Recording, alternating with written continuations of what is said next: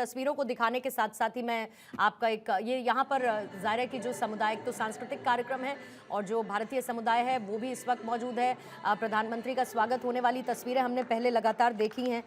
लेकिन एक और इम्पॉर्टेंट बात संजीव श्रीवास्तव सर ये है कि भारत और प्रधानमंत्री के तौर पर नरेंद्र मोदी का ये पहला दौरा, दूसरा दौरा रादर देखने को मिलेगा 2017 के बाद। लेकिन नेसेट को संबोधित करना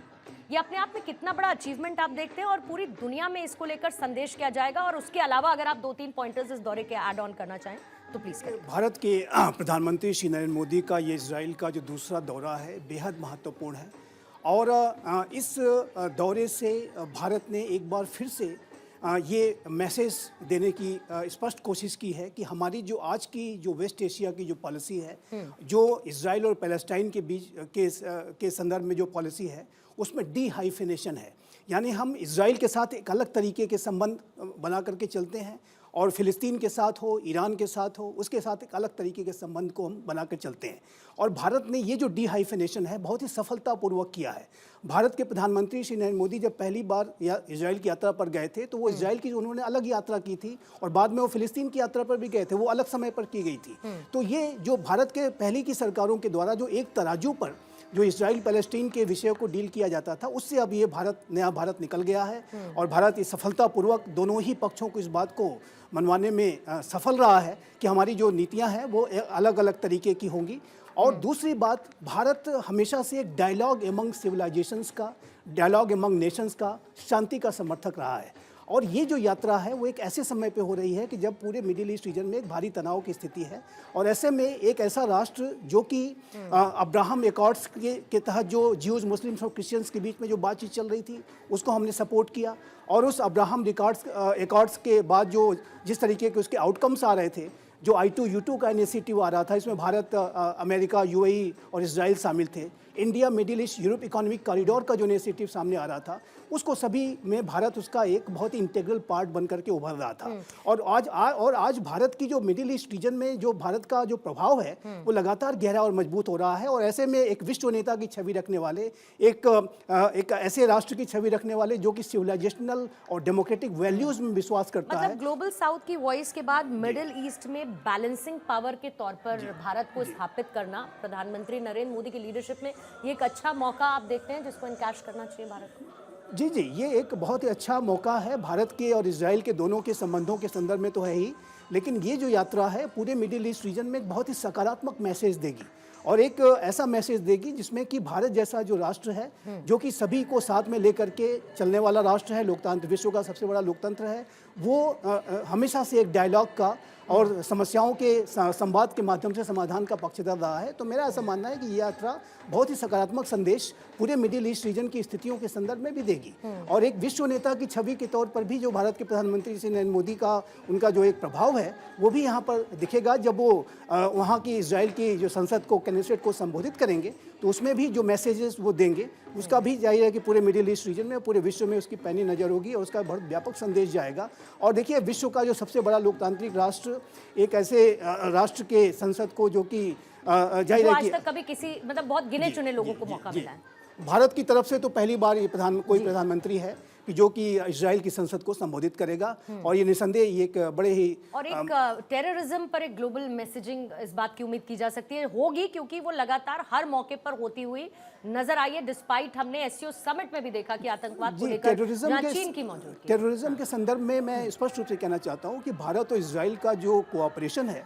वो जो भी आतंक परस्त जो भी राष्ट्र हैं जहाँ कहीं भी आतंक को स्टेट स्पॉन्सर तरीके से किया जाता है, चाहे वो पाकिस्तान हो या इवन मैं कहूँगा ईरान भी इसी तरीके की पॉलिसी पर चलता है और सभी को ये मैसेज बहुत क्लियर जाएगा कि आतंकवाद के संदर्भ में ये जो नया भारत है कोई डबल स्टैंडर्ड्स नहीं रखता और डबल स्टैंडर्ड्स नहीं रखता है और आतंकवाद के संदर्भ में एकजुटता का समर्थक है, ये मैसेज भी जाएगा। ठीक है शशांक जी, तस्वीरें चलने के साथ साथ एक आपका भी टेक ले लेती हूँ, मुझे भी थोड़ा सा समय मिल गया है। शशांक सर, आपको लगता है कि प्रधानमंत्री नरेंद्र मोदी और बीते कई विदेश दौरे इंक्लूडिंग द इजराइल विजिट, जो उनकी इंडिविजुअल डिप्लोमेसी है, जो उनकी व्यक्तिगत कूटनीति है, वो भारत की क्षमता को डिप्लोमेसी के पर्सपेक्टिव में एनहांस ही कर रही है?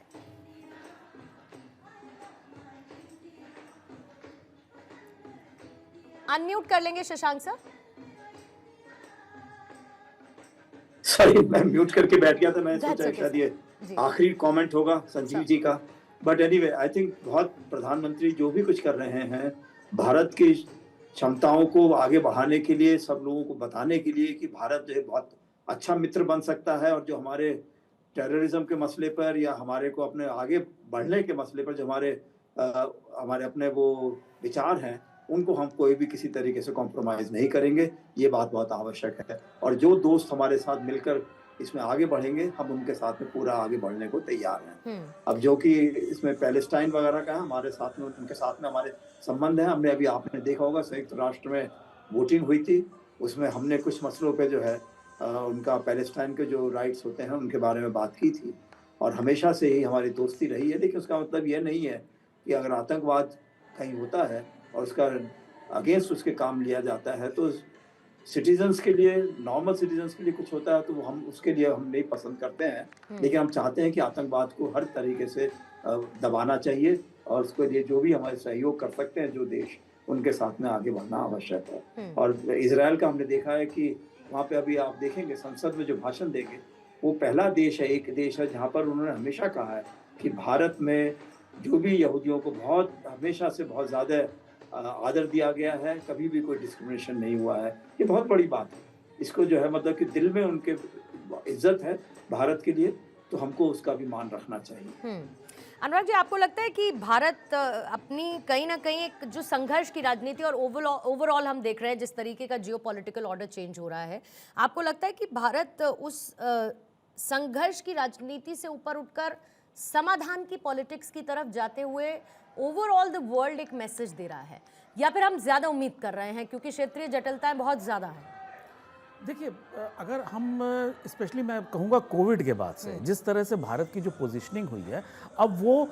अपने आप को वर्ल्ड लीडर के तौर पे ले जा रहा है। हमने जिस तरह से यूएस की जो ट्रेड डील के जो सैंक्शंस थे, जो धमकियां थी, उससे हम जिस तरह से निकले, जिस तरह से यूरोपियन यूनियन के साथ हमने मदर ऑफ ऑल डील्स करी, इसके बाद अब हमने विश्व को ये बता दिया है कि ये कोई दबाव की राजनीति, ये भारत से भाई बात मत करो, ये कहीं और बात करो, या अब हम दबाव की राजनीति और हम दबाव में आने की राजनीति से दूर हो चुके हैं। अब हमने कोविड में जिस तरह से विश्व को हमने जो है दवाइयां दी, जिस तरह से हमने लोगों की मदद करी,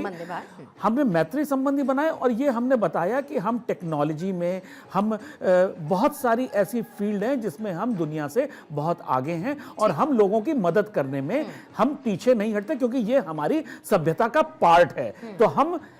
इस मामले में अभी दुनिया में एक बहुत बड़ा मैसेज लेके जा सकते हैं, वो जा रहा है। बिल्कुल, लगातार ये तस्वीरें भी हम आपको दिखाते रहेंगे, और प्रधानमंत्री नेतन्याहू के साथ कई विषयों पर बात की। ये प्रधानमंत्री ने अभी अभी इसका जिक्र किया है, जिस तरीके का स्वागत प्रधानमंत्री का गर्मजोशी के साथ हुआ, उसके लिए प्रधानमंत्री ने शुक्रिया अदा किया है, और 9 साल बाद इजरायल वो पहुंचे, इसे लेकर भी उन्होंने खुशी जाहिर की है।